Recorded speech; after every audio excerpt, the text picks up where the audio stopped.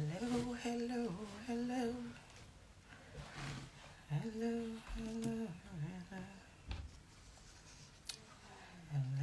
hello, hello, hello, hello, hello. Thank you, everyone. Thank you. Okay, you're very welcome, everyone. Okay, I'm gonna send you requests in a few minutes. I think I've seen my guest. Welcome, everyone. Welcome. Thank you so much for joining us. God bless you. Thank you, thank you. I sent you a request, Emiga. Thank you for joining. Good evening, ma. Good evening. How are you? Nice to see you. Same here. Thank you for Okay, you're having me. welcome if you're just joining us. Thank you, everyone. Thank you, thank you, thank you, thank you. I feel like it's been a while since we've been here, but it hasn't been that long. Thank you for joining us, everybody. Oh, wow. Hello, hello, hello, hello, hello. I'm excited about tonight. you know, there's just something about when people's spirits gel. We've only spoken briefly, have we? Well, quite a Yes, bit. But quite a bit, I yeah. honestly, I really truly feel like I know you. So, and we've known each other for so long. So, for me, that tells me something about your spirits. Is it Olubemiga? Is it Olubemi? Oluwagbemiga. Ol, Ol, Oluwagbemiga. Oluwagbemiga. I want to Yeah. call it Finnish. I want to call the full. I want to call the full name. Thank you so much. If you've just joined us, you're welcome. You're welcome. It's always a pleasure. Team Solutions here. Thank you, Team BG. I celebrate Solutions. you, sir. So your Celebrate you. people are here. Okay. Celebrate you. Thank you, thank you, thank you. I've also seen quite a few of our people. I've seen my sister, my baby sis. I've seen my son. Okay, yes. I have to acknowledge my son. So my son is my adopted my adopted son, Miracle. So Miracle linked us. So bless him, bless him, bless him. We So celebrate you, yes, sir. thank you. So are you known as PG? Because I'm seeing that PG fly. Aha. Yes. A couple of people call me PG, yes. Okay. Team PG Solutions. Okay, you're all welcome. Team PG Solutions. It's a pleasure having you here. Thank you for having Should me. I say PG? Okay, but I'll say thank you so much. Right. Thanks, Okay. So I probably will start with um one of the questions I asked you when we had our little chats, but give us a bit of background about yourself. You're currently in Canada. Did you grow up in Canada? Have you always been is it Nigeria? So tell us a bit about yourself, and then we'll go into our questions. Yes. So my name is Oluwagbemiga Adejumo. I have about seven other names. I probably Okay. remember only four. But I have my naming ceremony card somewhere that I kept. But yeah, that's my name. I am the third born of five children, four Okay. biological and one adopted. Okay. I my dossier is pretty large in terms of like a lot of things to touch on. So I'll just try and touch on a couple of things. I grew up in Nigeria, in Okay. Akure precisely, wonderful Okay. place. Okay. And schooled in Lagos, schooled in Akure, schooled in Lagos, did my master's in the UK at some point, Okay. you know, a couple of things here and there worked. I've also been, a musician, meaning that I sing, I have albums, recorded and released. I am Mm. happily married. I'm just trying to touch on a couple of things so that I don't Yeah, take too much of time. don't worry, don't worry. We have time. Don't rush because we're going to go into it slowly and pick it one at a time and unpick it. Yeah. So you said that you're um the third born, so second son, if I remember you telling me, out of Yes. five. What was growing up like for you? You talked about being in Akure and being in Lagos. Yes. And well, if most people do not know, I'm sure most people that are on here probably know that you're a pastor's kid. Yeah. And we're going to go into that because for me, there were some things you shared with me that I believe that really the world should hear about, Amen. and we'll talk about that.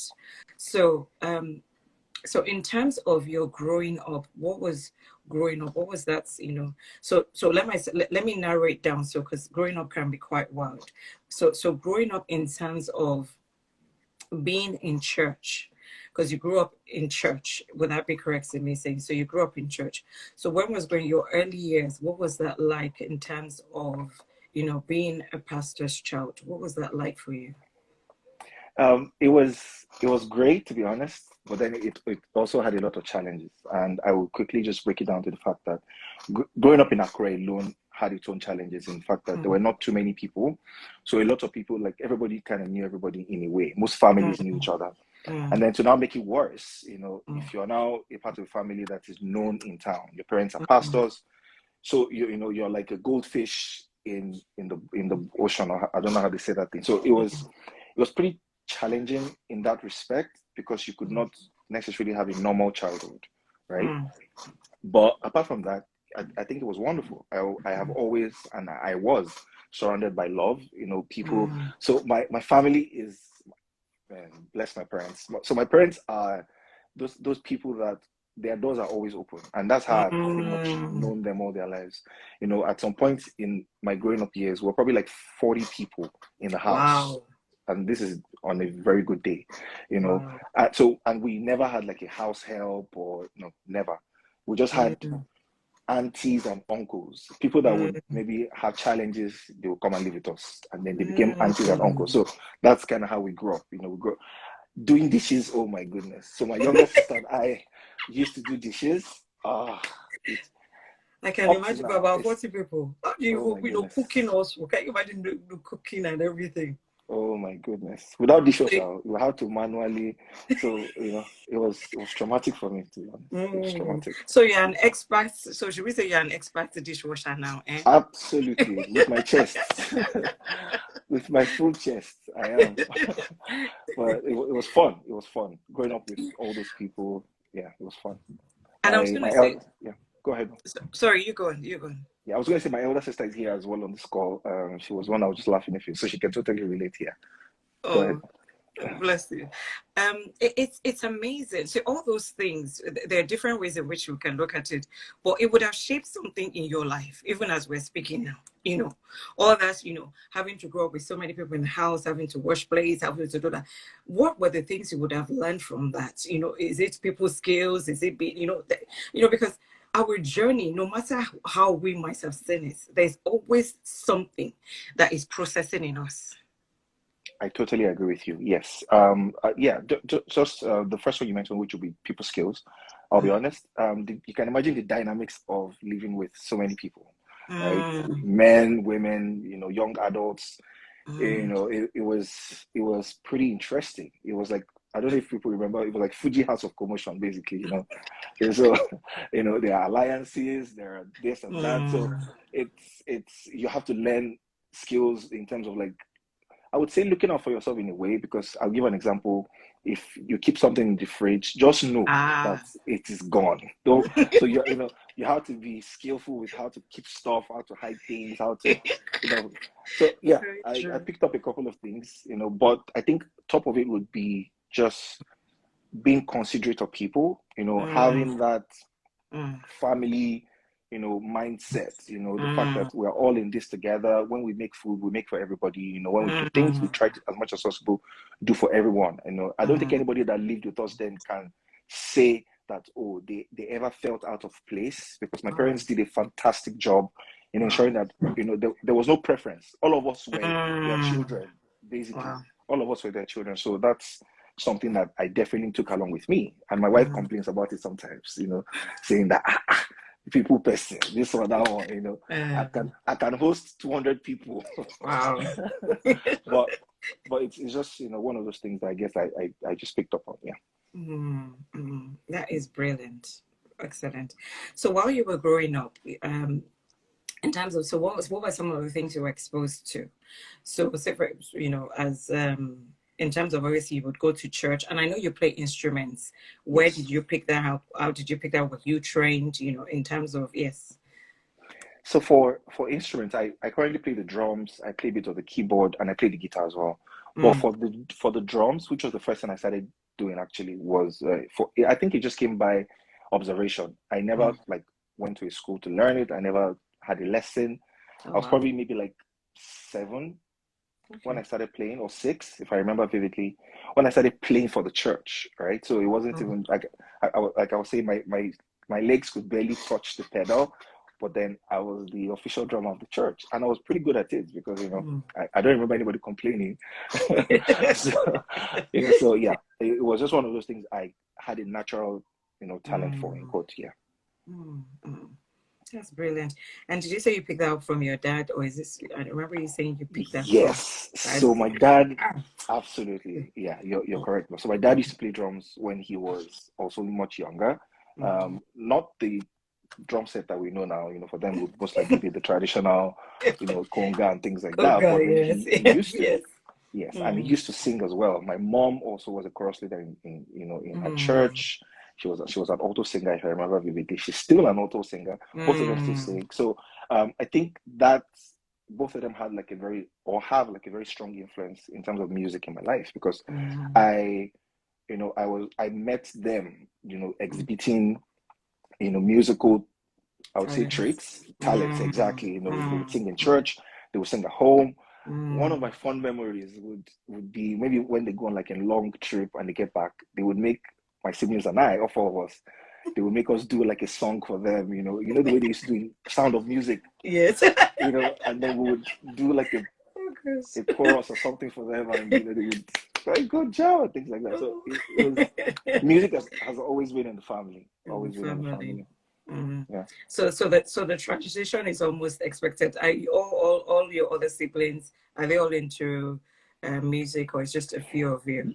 Yeah, actually, I would say all of us. So my brother would actually be the one that started singing, like like noticeably in the family. Okay. I remember I was hustling to join his group at the time. There was maybe like 3 or 4 people, and then we'd be like, "Oh, you're too young, you're too young." And I would tell him, "My man, like, you don't know anything. Let me grow up. I will show you that kind of thing." So he was the one that officially started singing, but all of us do sing. My Mm. sister on this call, actually, she has a single coming out, if I'm not mistaken, either later in the year or early next year. Oh, wow. So we all actually do sing. We all Mm. still sing, but Mm. we just do it like on different levels, that kind Okay. of thing. So in terms of growing up, what were some of the exploits that you would say? So have you always been a church boy, very straight to the point, perfect, nothing wrong. You read your Bible every day, you pray every day, you sing every day, you worship every day, you don't do all those naughty things that boys used to do. I wish I could say that, but absolutely not. I Mm, mm, I would say that yes, always been a church boy, but mm, I had my very naughty side as well. mm, It was very it was curbed a lot when I was like in Akure, under the influence of my parents, and also mm, because somewhere in the back of my mind, I have always had that, I don't want to disgrace my parents. I don't want to put their name to mm, disrepute. mm, So even when I used to like do crazy stuff then, not too crazy, maybe I'll mm, give an example. When we were in secondary school, maybe there was like a party, and obviously my parents would say, "Well, you can't go, la la la." mm, I would still find a way to go. Maybe say mm, I would lie and say I want to go and see a friend of mine, and mm. then put cloth inside nylon, throw it over the fence, So things you like did that. that one too. Where? You changed that friend's house.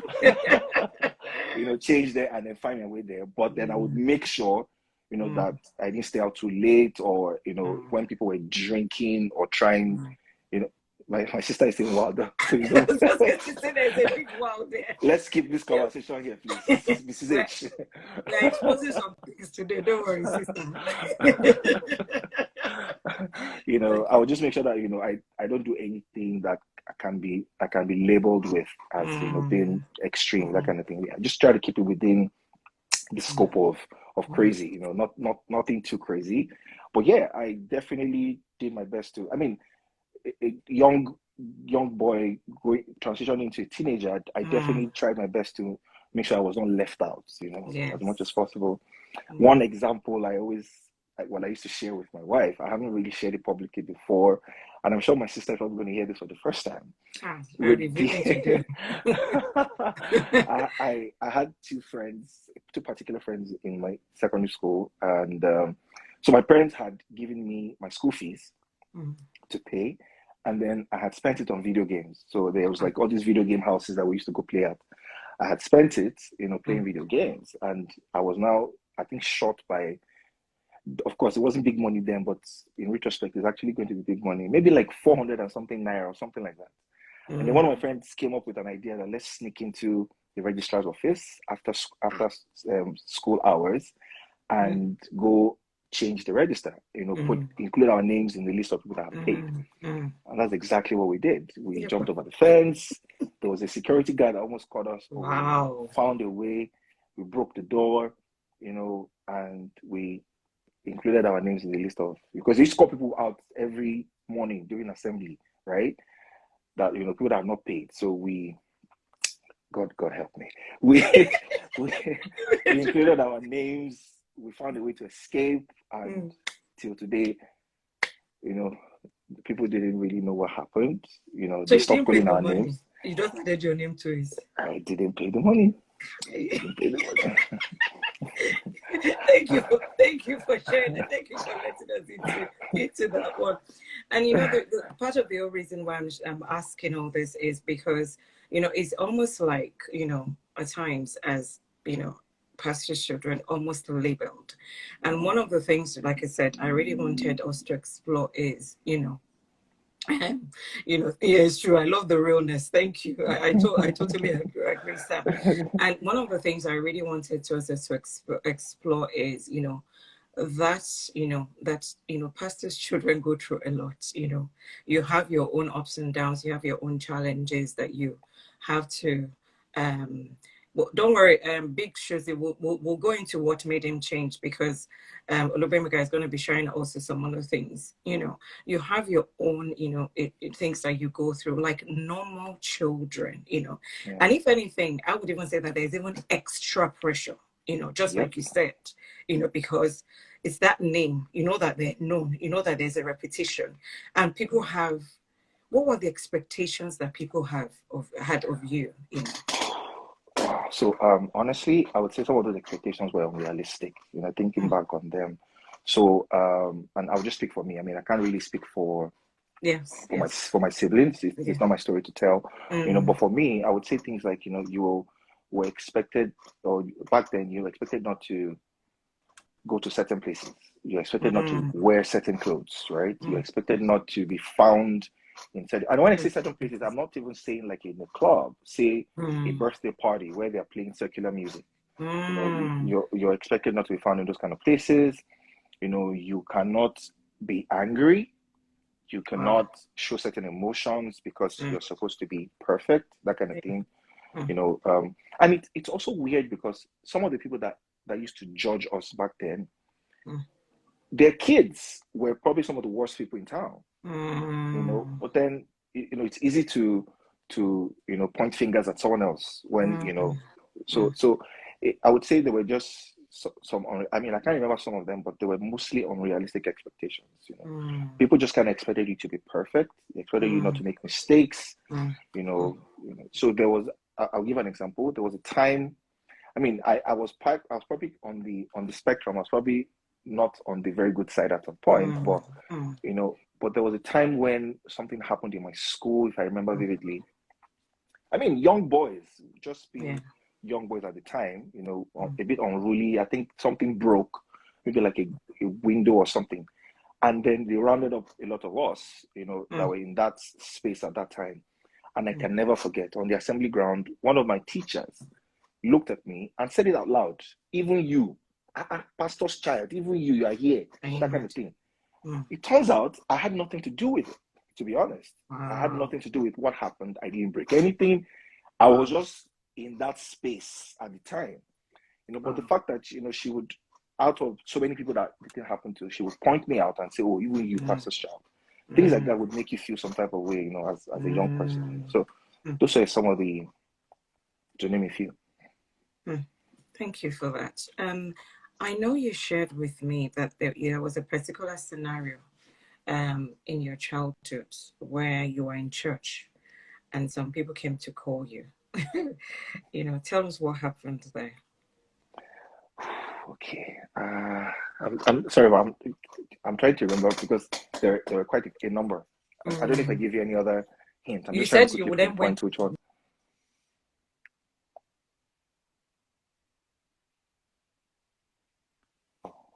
can't hear you anymore. I don't know if you can hear me. Yeah, Okay, all right, sorry. cool. I can hear you now. Yeah. Oh, it's gone again. It's gone. Okay, I can hear you now. Can you hear me now? Yes, I Okay, can hear you sorry. I now. think a call tried to call me. You said you went to go and watch a film in their house, and then you were telling me Oh, what kind yes. of Oh my film and goodness. what that So, led into. all right. So And please tell us your it's age. And because of, okay. so that even as parents, we need to be very careful, a lot of things that are going on at the moment. Yeah, absolutely. So I'm currently 33. I turned 33 in May. But at the time when this happened, I must have been like maybe 10 or 11. I'm not 100% sure now, but I was pretty young. I wasn't even a teenager yet. I was just in that bracket basically. So I would say it was my first encounter with pornography. Mm, And we had my parents had have there's like a headquarter church in Akure, but we have a couple of branches in Akure as well. So the house we're living in at the time, there was a branch close to that house, just mm, about maybe 3 or 4 houses away. So that's the branch we used to go to midweek, and then on Sundays we'll go to the headquarter church with my parents. So I remember vividly, we were in service, and then we had mm, these friends in the neighborhood as well who used to attend our church. mm, Um, and then they came to call myself and some other people. Like I said, this is my story to tell. I'm not going to include any other, you yeah, know. yeah, So yes, yeah, yes. so they came to call myself and some other people that there was something they wanted to show us. Mm, Out of curiosity, I was like, okay, let's go. I'm up for it. I'm probably not listening to the message anyways. Let's go for it. mm, And then we bailed on service, and we went to this our friend's house. So it was her and her younger brother. Their house was like just across the street, or the church is mm, here, just across. And then we got into the house, and then she turned on the TV, and then she brought out this tape. Back then it was like tape, those black tapes, video yes, tapes, VHS, yes. VHS. That's the word, Yes. And she popped it into the video player, and my eyes lit up. Wow. It was literally porn. It wasn't soft porn or daddy and mom. It was porn, like porn, porn, porn. You Okay, so know, let's just retrace this. Let's retrace this. You're about 10, 11. Hello, daughter. My daughter and my son, they're waving at me and my husband, bless him. So you're about 10, let's just say 10, 11, 12, Sha. So yes, this was your friends that came to yeah, call you. And I'm yeah, reiterating this so that, we can really be careful of what it is. And we're talking of at least 20, almost about 20 years ago. So I yep, can even imagine what children are up to now. And they go to you and they put it in and it was live porn. yes. All of us were there. I Mm, mean, we didn't. I would say we didn't really, to be honest, to be fair to us, we didn't really understand what was going on, because mm, I remember us giggling, laughing, mm, exclaiming, making facial expressions. I remember that vividly. mm, But that the seed was planted, whether I like it or mm, not. And mm, like they say, my curiosity pretty much just did the rest of the work. So mm, I was introduced to that at that time, and mm, from then on, it was like a downward hill. Basically, I mm, became more curious. What is this thing mm, that mm, man, woman, blah blah blah, and mm. I got pulled into that life. Basically, Mm, it I mean, I did I pray about it? Yes, at some point. mm, Did I desire to stop watching it? Yes, but I mm, cannot deny the fact that that was my first encounter with it. mm. And it's like you said, it's something that we have to, as as parents. Now that I'm a father, I have two kids. It's Yes. something that we have to be mindful of, right? The fact that Mm, your kids can be exposed to something quickly. And where I'm even going with this is the fact that if you do not, and please, I need to issue a disclaimer. My parents, like I said, are fantastic people. So this is not to belittle the efforts that they made growing up no, with no, us we're growing not up. here to This do is that, please. this is No, nothing like that. I mean, there was only so no. much they could do. They had their hands full, Mm, but it's mm, just it's meant to be Proverbs 4:18. Whatever our mm, parents did for us up to where we are mm, right now, mm, we're expected. It is almost non-negotiable. We have mm. to do better. We have to take it a step Yes, higher. We that's have to be right. better parents. We have to be Yes. let me not go into all of that. But yeah, so that's pretty Mm. much what this is, Please go into it. Please go into it, Rebecca, because that's why we're here. We're Yeah, here so that we can learn. We're here to share your story so that people can know, so we can yeah, learn and not make the same mistake. So please go absolutely. ahead. Absolutely. So, in retrospect, I just kept thinking if maybe I had the boldness or the opportunity to have spoken to an adult, maybe Mm. my mom, my dad, my aunt, or whatever at the time, Mm. maybe, just maybe, I might not have Mm. gone as deep as I went into it at the time, Mm. But like I said, you sometimes the way they were also brought up, you can't blame them. It, Yes. it plays a role in Yes. how they also, Mm. but now that we have more information that we're better informed, my wife always Mm. tells me our children should always be able to come to us to talk to us about anything. That's the kind of Mm. that's the kind of relationship I'm trying to build with my kids. They're still very young, Mm. right? And Mm. and to be honest, I'm not portraying myself as a perfect father or whatever. I still lash out at my Yeah. daughter sometimes when she does some things. But then I always remind myself that you cannot repeat the same mistakes. Mm. You cannot make your daughter feel as though, you are just a disciplinarian. You have to make her understand Mm. that you're also her friend, that whatever it is she's Mm. going through, she can always come to you to talk to you about, right? So Mm. yeah, so Mm. that happened, and like they Mm. say, the rest is history. That Mm. window that was opened, led to a lot of other, events in my life, Mm. that maybe could have been avoided, right? So Mm. yeah, Mm. that's Mm. that's that's that. Thank you so much for sharing that. And one of the things I wanted to pull out, which you've already answered, is, was there anyone you could speak to? And you know what? In hindsight, if we really think about it, three-quarters of us, even as you were talking, I was thinking to myself now, even me at this age and now, I'm obviously not as old as your parents, and I'm older than, not as young as you. Have I put myself in that position? Because it's children are very closed up. If they do not feel that they can comfortably come to you, I'm even thinking as we're talking that truly and truly, will my daughter be able to come to me? Will my son be able to come to me? And please, as we're listening, type it in. Will your children be able to come with you? Let's be real. And that's why I really Mm, bless God for the guests that we come on the show. Let's be real. Let us be real. We're dealing, mm, I know what the generation we're even dealing with now, they see so much more. Is it online incredible. that we want to say? Is in their face. They don't even need to go and look for it. Hmm. Would they be open communication? Someone said I agreed. Open communication with our children is crucial. Exactly. And let's be honest, the kind of parents we have, I couldn't imagine if something like that's happened to me to go and meet my parents. It was almost like a taboo then now. What Yeah. how will you even say it?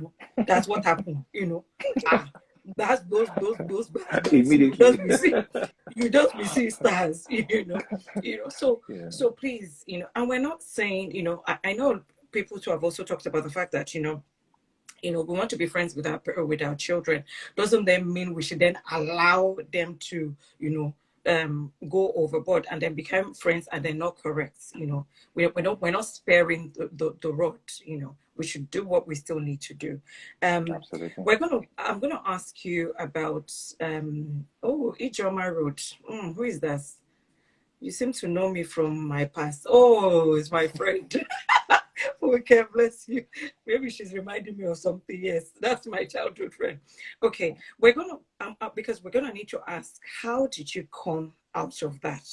But before we do that, because we're still talking about children, you shared something with me about how parents, you know, and bless you, I really, really hope we'll be able to bring your wife in, because when I was talking to you, before you say about 5, 10 things, you will mention your wife. Before you say about five, you mention your wife. That's, for me, that's a good wife. It has very good impact. I agree. Solutions, I'm coming from you if I listen to it. Okay. But you said something that you said your wife said. I think you used the term positive parenting. Yes. Yeah. And you were saying that, one of the things you've realized is that parents, we take out our frustration on our children when they do something. Please talk about that, because when you said that thing, it touched some corner in my body that day. Please, Yes. please Yeah. share So with us. Yes. I mean, shout out to my wife, to my beautiful wife, to Local Solutions, as we all know her. Mm. She kind of opened my eyes as they would say, my eyes of understanding, Mm. to that part of parenting. Because, like I said, it wasn't something that I was very familiar with, Mm. and I had to sit myself down one day and tell myself the truth. When my daughter was 2, if I remember vividly, at some point, she would, I mean, a toddler being a toddler, she would do certain things that maybe I've been warning her, don't do this, and then Mm. she would keep doing it. And then I realized I would spank her, she would cry. And then one day my wife told me and said, do you know what? Ask yourself, why did you spank her? When she said it, it was like, oh, it's obvious. She did something bad, I Mm. need to let her know. Spare the rod, spoil the child. I quickly Mm. pulled, scriptures on her, glass Mm. goes before the thing will get cold. And then she asked me again, think about it again. Why did you actually beat the child? If do you Mm. think she got the message you were trying to pass across by hitting her? Mm. And then I sat and I thought about it. Really, did I hit her because I was trying to teach her a lesson, or because I was actually frustrated at the time? Mm. And which is what a lot of us parents do. I mean, I'm not perfect, like I said. Mm. It still happens once in a while. Thinking about it is the fact that we don't sometimes address the root of the problem. We Mm. just transfer that aggression onto the kids. And what Mm. that causes most of the time is the fact that the kids on the receiving end do not understand really what you're trying to say. I used to tell my friends, I Mm. said, I would rather, like, when my dad used to speak to me, like when my dad used to talk to me, right? It used to Mm. get to me more than when he spanked me, like when he flogged me with a cane. Mm. Honestly, It's at true. some point in my growing up time, chopping cane was like nothing. Or Nothing. if my Mm. father sits you down and talks to you, Yeah. oh my goodness, you rethink your life.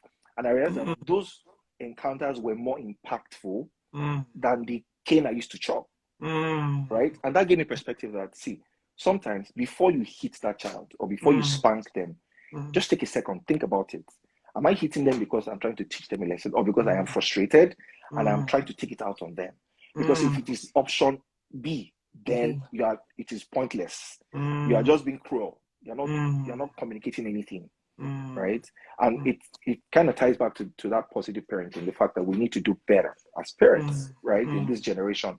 Mm. If we keep going, I mean, Miles Monroe says that it is insanity to keep doing the same thing and Same expect a thing. different Again. result. So Yeah. if we have seen how some of us turned out, I mean, we thank God for mercy. A lot of us still turned out great. But if we Mm. have seen some of the things that we wish, we didn't have to go through, now Mm. it's an opportunity for you to do better. And Yes. repeating what your parents did is not going to produce the results that you Mm. desire, right? So keeping that door of friendship open, I think personally is probably one of my biggest challenges that I'm working on for my Mm. kids. And when I say Mm. challenges, because it's something that is ongoing. I mean, they're still pretty young now, but it starts from now. I want Yes. to make sure that at every point or at every stage in the lives of my kids, they are Mm. able to comfortably, no matter what it is they do in Mm. life, they're able Mm. to comfortably walk up to me and say, Dad, I messed up. This is what Mm. happened, right? Mm. They are not going to look at me as an authoritarian or someone they cannot Mm. talk to. I mean, because beyond me being their father, I want to always be their friend every Mm. single stage of their lives. Mm. Mm. Thank you. That is so crucial. I know we'll talk about, the father's love, that opening that door. And if I remember what you said to me, it was something that you struggled a bit with, and you then want to ensure that you don't replicate, that which happened for you.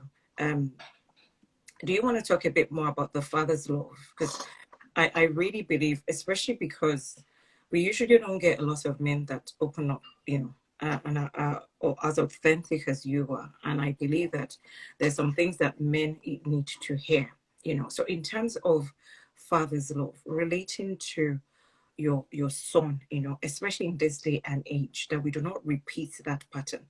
What would be what you would see? What would you see? Looking at your own relationship with your dad, not being able to go to him, not in any way disrespect him or whatever.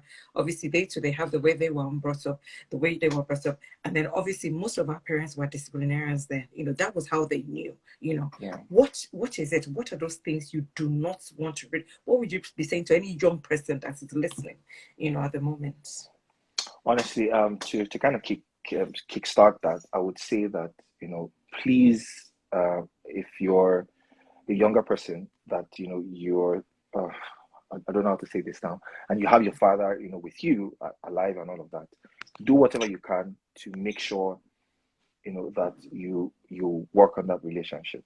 And I know what I just said is very one-sided because it takes two people at the end of the day, right, to make a relationship work. But, if there's something I am learning in this season of my life is the fact that I don't want to wake up one morning and, have regrets that maybe I could have done better in terms of my relationship with my dad. And I mean that, like, to give them the flowers and the credit that is due to them. These guys came from a generation where the relationship between father and child was almost non-existent, right? That's the kind of generation they came from. The fathers were seen as provide. Once you provide, that's it. That's it. It's your mother, you can go and try it exactly, their job is done, right? So, so for them to still have been able to pull out from that to still, give us the kind of life that we have, that's a huge leap. That's a very huge leap. Now, in my own case, I wouldn't say that it was 100% rosy. I mean, there were challenges on the way, right? I always just tell people that for those who don't know, I'm actually an emotional person for the most part, but and I'm sure a lot of guys can relate to this. Growing up, they will tell you, oh, you can't be crying like a girl, toughen up, blah blah blah. I feel like those are some of the problems that we had to deal with, right? Because it was labeled as though being emotional was a bad thing, right? And I had to quickly toughen up. My wife used to teach me sometimes. He used to behave like an emotionless person. I'm like, no verse, I'll get better.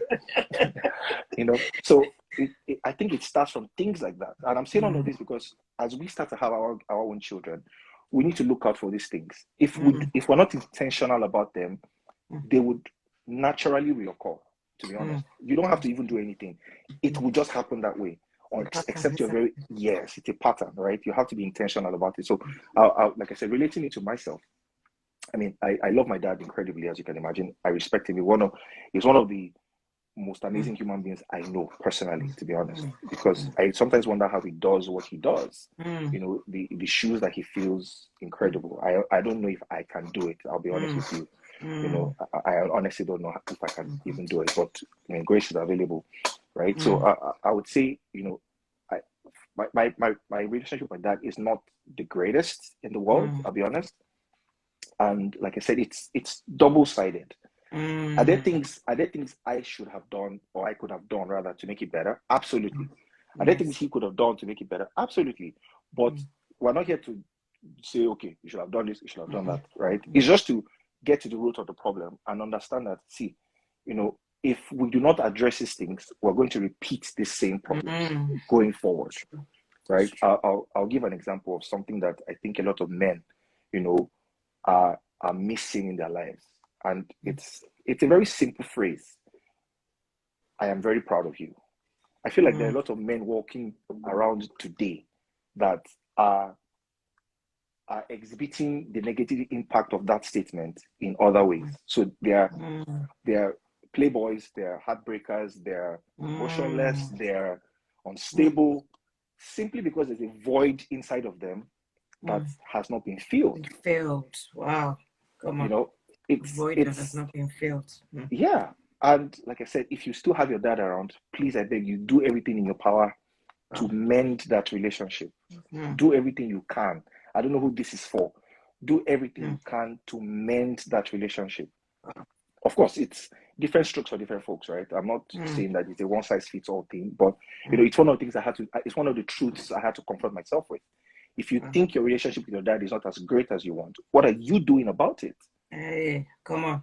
What are you doing about it? Before you can say, oh, my father this, my father that, you yourself, have you looked yourself in the mirror? What are you doing about it?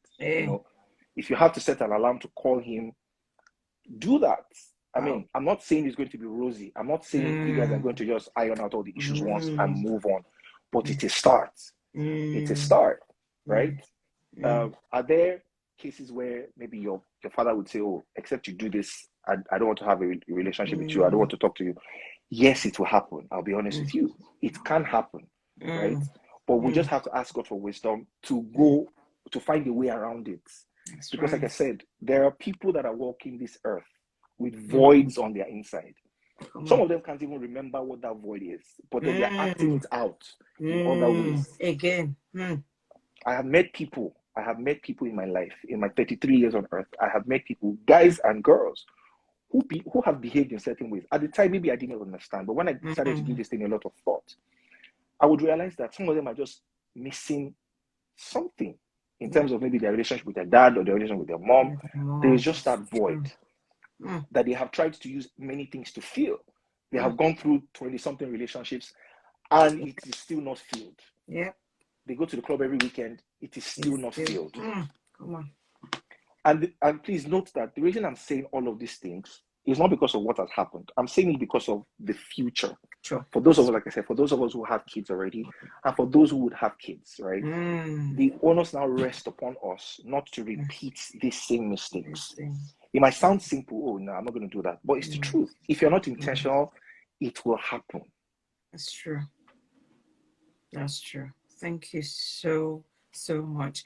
I just need to take one or two comments because I saw one or two comments that true talk, even simple, I love you, son. Thank you, Deb Sekins. That is so true. Simple, I love, and I know it's because we're coming from a generation where people have not been told I love you, they don't know how to love you. That simple sentence, I love you, it goes a long way. Or I'm proud of you, you know. Yeah. So we can just learn to share it. Please, if you're on, you can pass this on to your husband also. Please, if they're not on. PG, throwing some gems here. Thank you. I see your fire sign, Abike. There was one. Fathers should always give room for talking to their children. Very true. Don't shut them down. We're talking about the father's love. And you know what? Just to confirm what you said, Bemiga, because most people have not experienced it, they don't, what, you can't give what you don't have, Absolutely. you know. Well, thank God for grace. Thank God for the love of God. Let's just try and replicate that love of God and try and, replicate it with our children. So okay, I think beyond being a father, be a friend. Kai, okay, yes, very true. I know that. Okay, Nikki said, continue. Modernization has only changed the face of things. Nevertheless, catch them young, so as parents, we don't miss it and regress. May God help us. It's very true. Thank you, Nikki. Nikki Esho, thank you for that. Okay, so I know we've had the question. Someone's asked, and I know people have been waiting.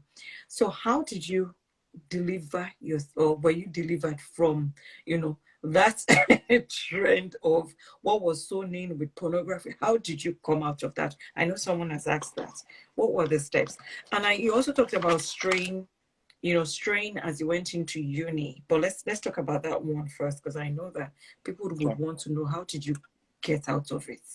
Okay. So as difficult as pornography can seem sometimes to someone who is struggling with it at the moment, honestly, if you ask me, the very simple answer is shine lights on it, and I will break that down.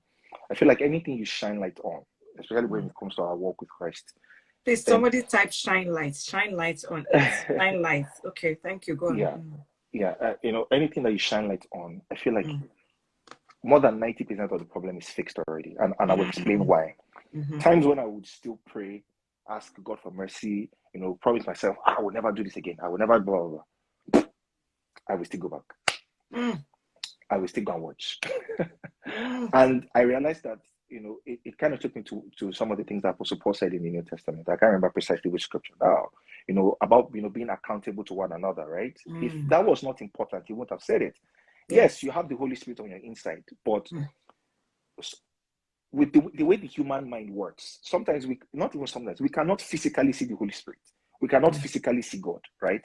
So the people we can physically see, Yes. sometimes God can use them as the safety nets to help us to make behavioral changes, right? So beyond praying about it, beyond saying, I want to stop doing this thing, be accountable. That's it. Be accountable.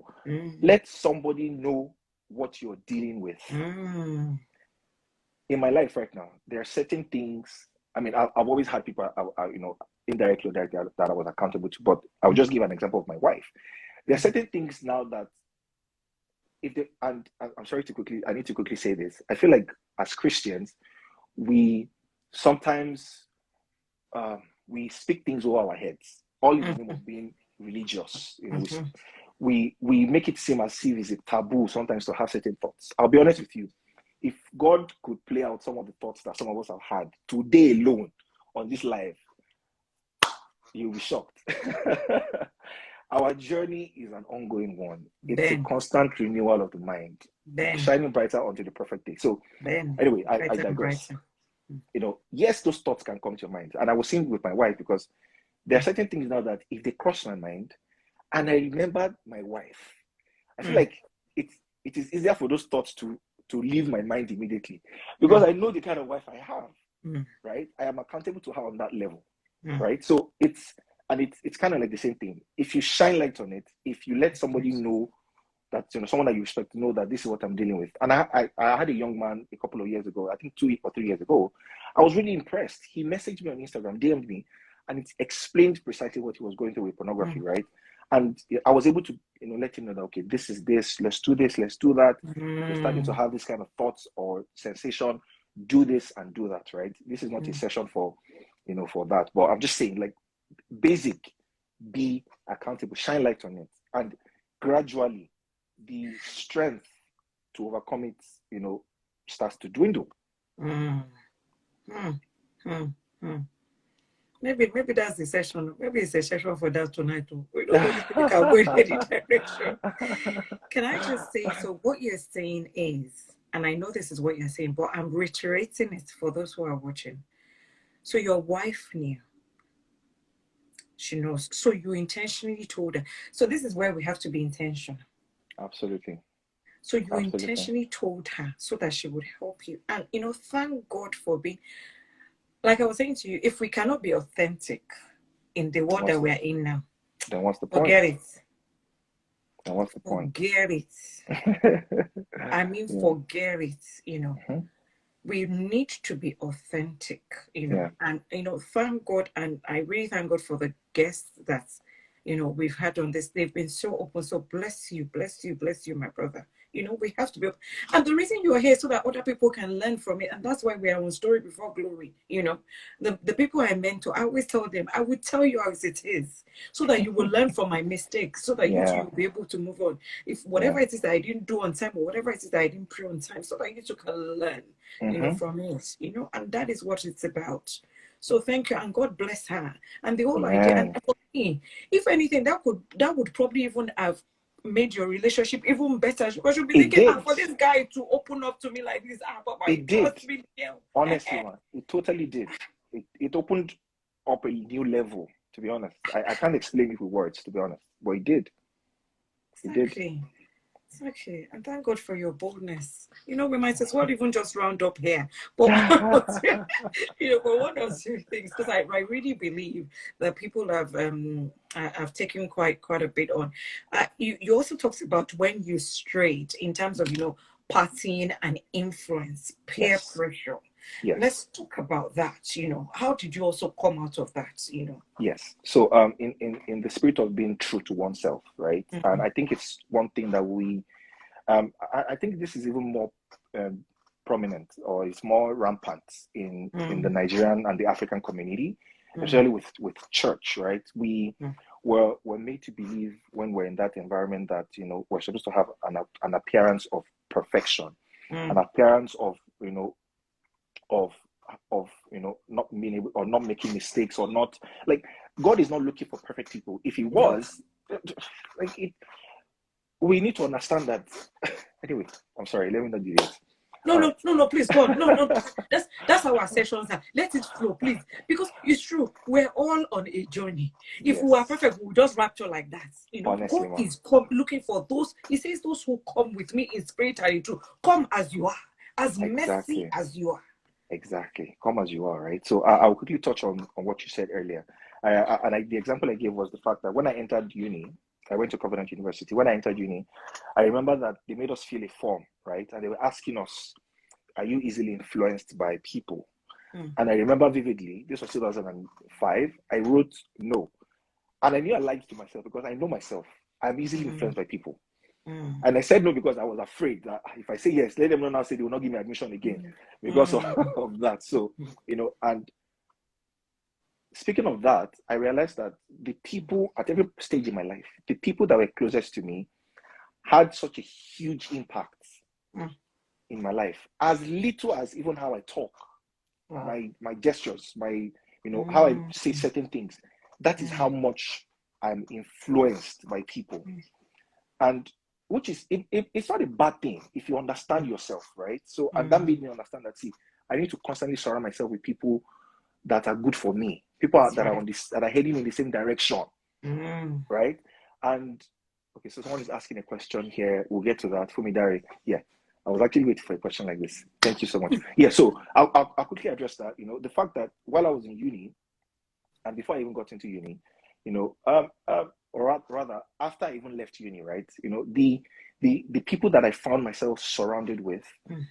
played a huge role. I'll give an Mm. example. So on the weekend, one of my guys will call me up and say, "Oh, Alpha guy, what are you doing this weekend? There is Mm. this party here, there is this one here." And because, like I said, I'm easily influenced, I'll say, "Oh yeah, now let's go." Even though Mm. something inside of me will probably say, "Are you sure?" I mean, nothing will happen. No, it's not like Mm. I knew for sure that something will happen. The things happen, yes, but but a part of me will be like, nothing they happen. Let's Peer go, pressure. let's go, rough far. Do you get me? Mm. I was Mm. usually the designated driver because they knew that I wouldn't drink as much as they would, right? So Mm. they maybe that was one of the reasons they always wanted to pull me along. But Exactly. nonetheless, finding myself in those kind of environments made me do certain things that I was not supposed to be doing, Mm. according to the scriptures and according to God's love for me, right? Mm. But because I was simply in that environment, it was Mm. easier to compromise. It Exactly. was a lot easier You to want to get belong. into certain things. Exactly. Mm. It was easier to do those things. And that's why I said we need to be very mindful of the people that we surround ourselves with. Mm. Peer pressure is not just a label that people throw around. It is Then. real. Mm. It is very real. Like I said, I'm trying to look for examples, actual examples of things that I used to do at the time. Go. I used to go clubbing. I Mm. used to.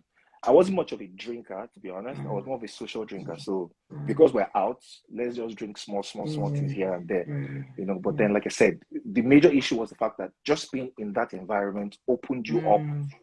to a world of Mm. negative possibilities that you Mm. could have avoided, basically. Mm. Mm. Thank you for that.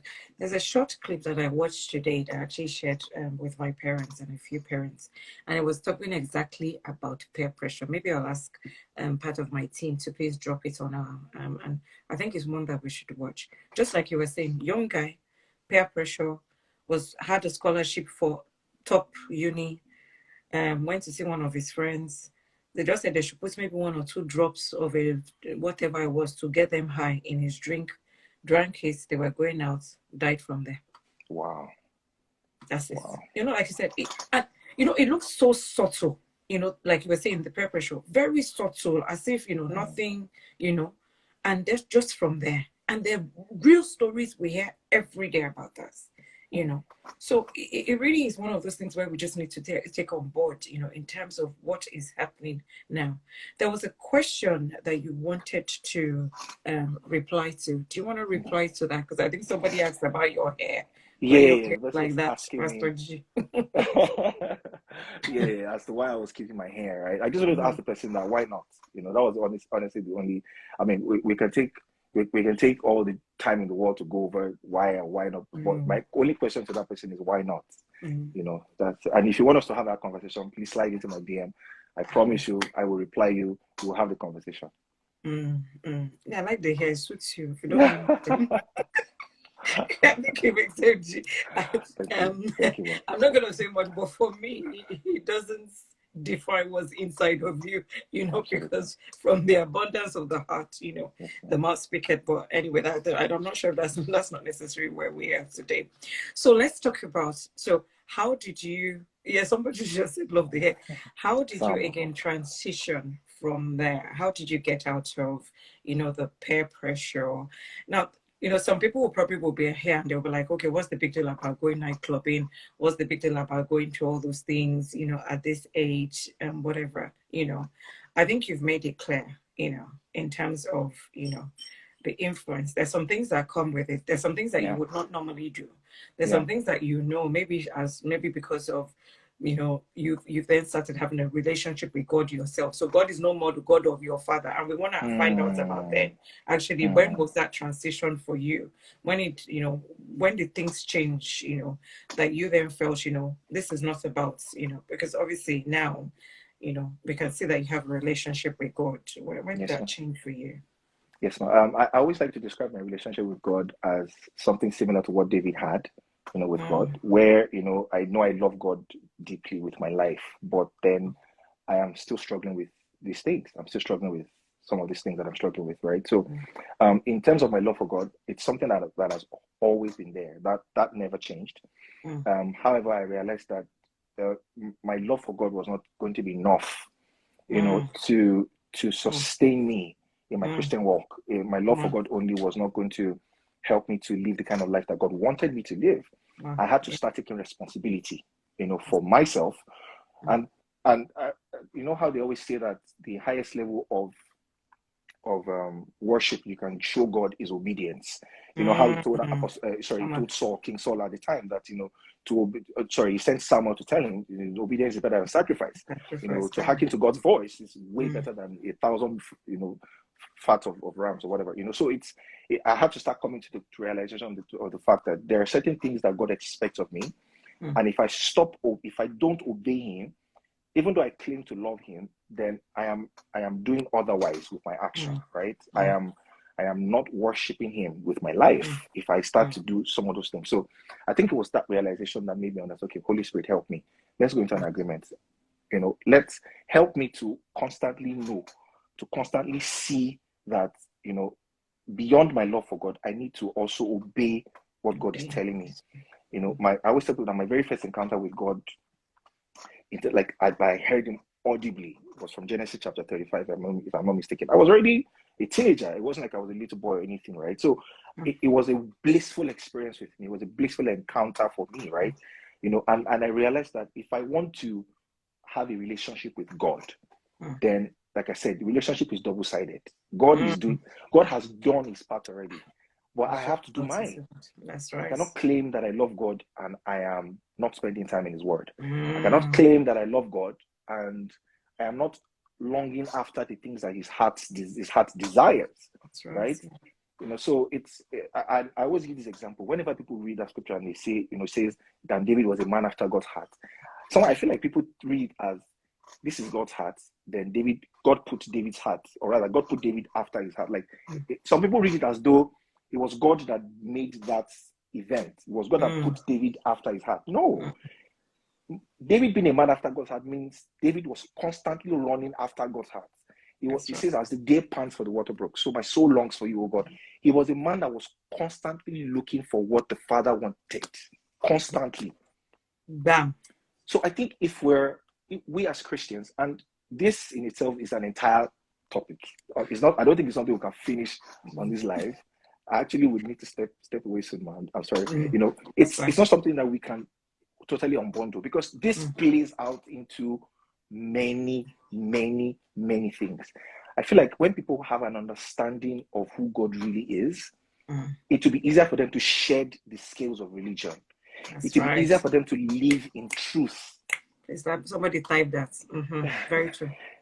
And God is not looking for Pharisees or Sadducees or perfect, like you said, perfect people, or people that just know if God is looking for people who would walk with him, not just worship, who would walk with him in truth. I feel like that's where the true change comes from, right? The version of Christianity that a lot of us were exposed to growing up, and even up till now, has religion cloaked. Like it's been cloaked with religion. Too much. It's been cloaked with religion. So that truth, for a lot of people, has been shielded. They can't see it. They take that religion and run with it as Christian work. That's not what it is. I feel like I'm opening a Pandora's box here. Yeah. Thank you. Maybe we'll do a part 2 with you, because we haven't even gone into your music. And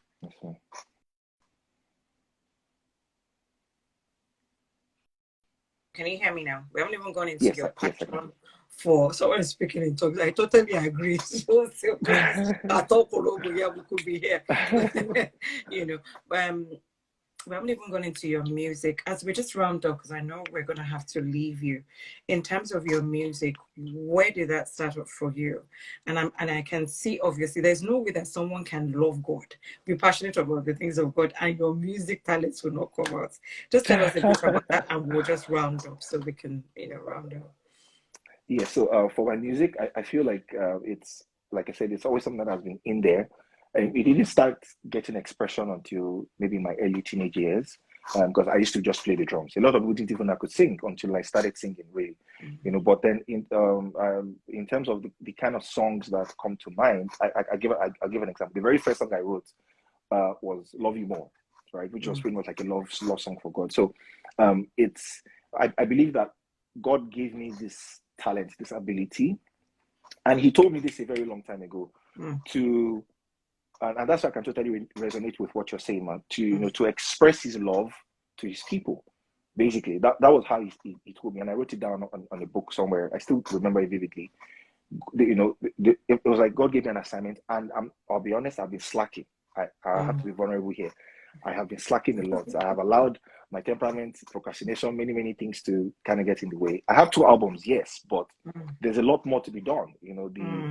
The harvest is ripe. It's ready. Yes, People are longing, but there's no workers. So Gwemiga, please stand up. Work. Yes, Work is to be done. And I'll be chasing you after today. You'll be accountable to me. I will, no problem. But yeah, so yeah, it's yeah. Thank you. We're going to wrap up, but definitely I can say to you that, one of the things that I believe in terms of what you said is that people do not know or understand. A lot of people do not know or understand intimacy with the Holy Spirit. And I believe that is what you're called to do with your songs. Intimacy. Take us to a place. I listened to some of it, earlier on today, and I was like, wow. It's not worship. It's not praise. I always try and explain it. People think it's worship or praise. There's worship, there's praise. But there's a place of intimacy with the Holy Spirit. It is awesome. You're not asking, you're not demanding, you are just in a place where you are loving on God. And I pray that God will take most of us there. And I believe that is what your songs are supposed to do. That we're supposed to usher people into a place of intimacy with the Holy Spirit. Thank you so much. We haven't been able to cover all the things, but I know that what we've covered will touch so many. You've been so real. You've been so down to earth. If you're just joining us, we're rounding up.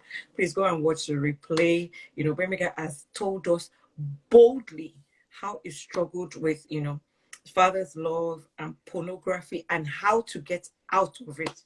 If you're in it, God is not looking for people that are perfect. He's just looking for people who are willing, who are ready, who are hungry, who are repentant in what they're doing. Thank you so much, my brother. God bless you, bless you, bless you. And thank you, everyone, for joining us. I'm sorry if I haven't been able to answer your questions. Maybe we'll do part 2 because we could go on and on. Last week I was about to start preaching and kashabaranking us. No thank problem, you so much. Thank you so much. God bless you. I'm so honored. Thank you, everybody. Next month, we'll see you again. God bless you. All right. Take care, everyone. Thank you. Thank Bye-bye. you. Bye.